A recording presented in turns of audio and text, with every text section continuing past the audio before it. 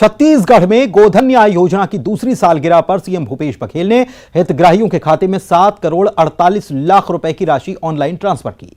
इस मौके पर सीएम बघेल ने गौमूत्र खरीदी का भी ऐलान किया, जो हरेली त्योहार के मौके पर 28 जुलाई से शुरू होगी।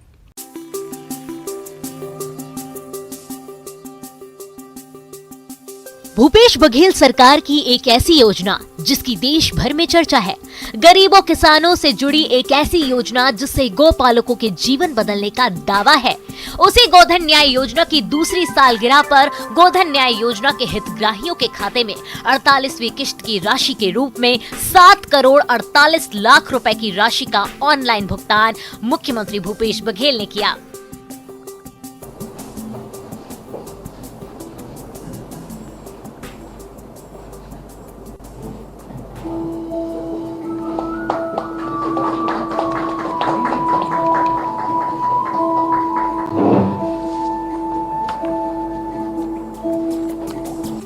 सात जुलाई 2022 तक बिक चुके कंपोस्ट के लिए महिला समूहों को बोनस के रूप में 17 करोड़ 64 लाख रुपए और सहकारी समितियों को 1 करोड़ 76 लाख रुपए की प्रोत्साहन राशि दी जाएगी। मुख्यमंत्री बघेल द्वारा आज गोधन न्याय योजना के हितग्राहियों के खाते में जमा की गई राशि में 1 जुलाई से 15 जुलाई तक राज्य के गौठानों में पशुपालकों, ग्रामीणों, किसानों, भूमिहीनों से क्रय किए गए गोबर के एवज में 2.69 करोड़ रुपए भुगतान, गौठान समितियों को 2.88 करोड़ और महिला समूहों को 1.91 करोड़ रुपए की लाभांश राशि का भुगतान शामिल है।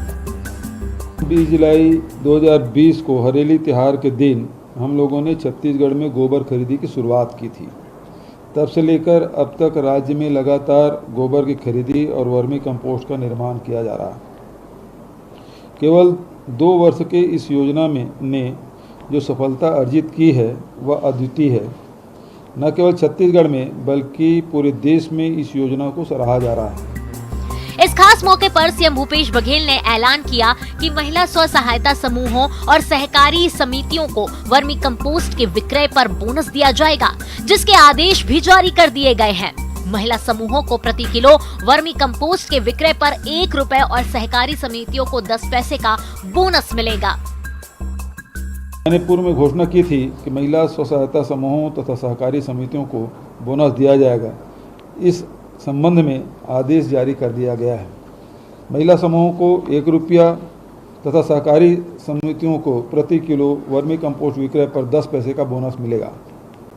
इस तरह 7 जुलाई 2022 तक बिक चुके कंपोस्ट के लिए महिला समूहों को बोनस के रूप में 17 करोड़ 64 लाख रुपए तथा सहकारी समितियों को 1 करोड़ 76 लाख रुपए की प्रोत्साहन राशि दी जाएगी। गोबर खरीदी के एवज में आज किए गए भुगतान की राशि को मिलाकर अब तक 153.44 करोड़ रुपए का भुगतान किया जा चुका है। इसी तरह योजना के तहत अब तक गौठान समितियों एवं महिला स्व सहायता समूहों को 147.99 करोड़ रुपए का भुगतान किया जा चुका है।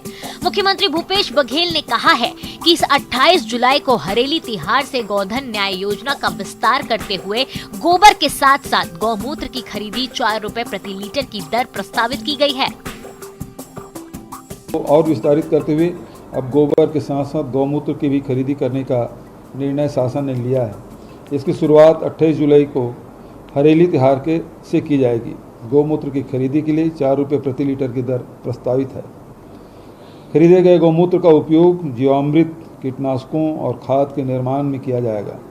इससे राज्य में जैविक खेती को और मजबूती मिलेगी, साथ ही पशुपालकों के आय में भी बढ़ोतरी होगी। 2 साल पहले 20 जुलाई 2020 को राज्य में हरेली पर्व के दिन से ही गोधन न्याय योजना के तहत गौठानों में गोबर की खरीदी की शुरुआत हुई थी।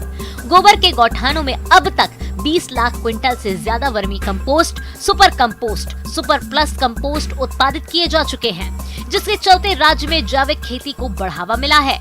अब गौमूत्र की खरीदी राज्य में जैविक खेती के प्रयासों को और आगे बढ़ाने में मददगार साबित होगी। इसी को ध्यान में रखकर राज्य में गौमूत्र की खरीदी शुरू की जा रही है। Bureau report, news 18 Madhya Pradesh Chhattisgarh.